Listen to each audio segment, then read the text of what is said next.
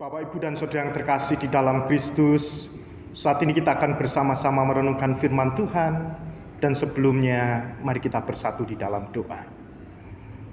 Kami mengucap syukur ya Allah untuk penyertaan-Mu di dalam kehidupan kami. Sore hari ini bersama dengan keluarga, kami hendak merenungkan akan kebenaran firman Tuhan. Terima kasih ya Allah, berfirmanlah karena kami siap untuk mendengarkan. Di dalam Kristus Sang Sumber Firman yang hidup, kami berdoa. Amin. Bapak, Ibu, dan Saudara yang terkasih di dalam Kristus, firman Tuhan pada sore hari ini terambil di dalam Injil Yohanes pasal 13, ayat 14 yang demikian. Jadi jikalau aku membasuh kakimu, aku yang adalah Tuhan dan gurumu, maka kamu pun wajib saling membasuh kakimu. Demikianlah firman Tuhan. Yang berbahagia kita semua yang merindukan firman Tuhan serta melakukannya di dalam kehidupan sehari-hari. Bapak, Ibu, dan Saudara yang terkasih di dalam Kristus, mendapatkan posisi atau jabatan itu adalah idaman atau cita-cita semua orang. Jika posisinya itu baik, maka dia pasti akan dihormati. Tidak hanya dihormati, tetapi juga memiliki kewibawaan di dalam hidupnya. Entah itu posisi sebagai kepala keluarga, posisi mungkin sebagai pemimpin di tempat kerja, posisi mungkin sebagai majelis di dalam pelayanan gereja. Nah, posisi-posisi ini tentunya akan menjadi kebanggaan tersendiri. Dan posisi-posisi ini juga memiliki kewenangan untuk memutuskan sesuatu demi kebaikan bersama. Dan dari posisi ini pun, maka kita akan mendapatkan kewibawaan atau penghargaan, atau bahkan sanjungan dari orang-orang yang kita pimpin atau orang-orang yang ada di sekitar kita. Bapak, Ibu, dan Saudara yang terkasih di dalam Kristus, apa yang dilakukan Tuhan Yesus di dalam kehidupannya ketika Ia melayani, ketika Ia diutus ke bumi, ternyata yang dilakukan adalah membasuh kaki para murid. Tuhan Yesus pada waktu itu diposisikan sebagai seorang guru oleh para murid. Tetapi kedudukan sebagai seorang guru tidak membuat Tuhan Yesus itu mengambil keuntungan, tidak membuat Tuhan Yesus itu mengambil peran untuk mementingkan diri sendiri. Justru kedudukan Tuhan Yesus yang pada waktu itu dianggap sebagai guru, dijadikan teladan bagi para murid untuk membasuh kaki.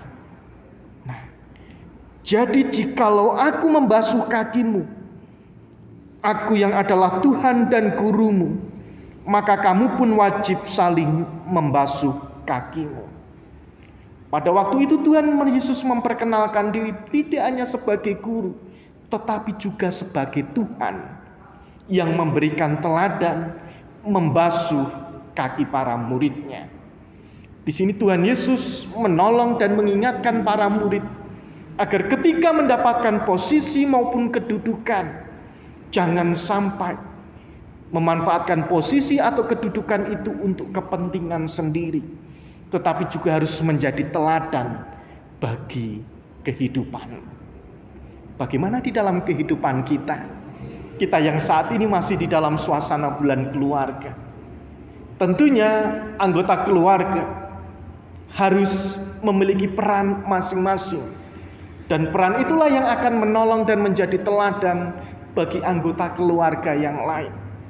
Jangan sampai kepala keluarga, dalam hal ini adalah seorang ayah, ataupun ibu rumah tangga dalam hal ini adalah seorang ibu, atau anggota keluarga, mungkin orang tua, anak-anak atau saudara, mengambil kedudukan atau posisi untuk memanfaatkan orang lain. Tetapi harus menjadi teladan bagi orang lain.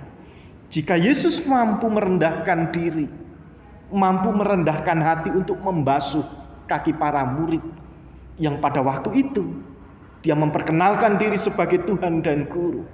Terlebih di dalam kehidupan kita, kita harus menjadi teladan bagi anggota keluarga kita. Ojo sak karepe dhewe, ojo sak menangi dhewe.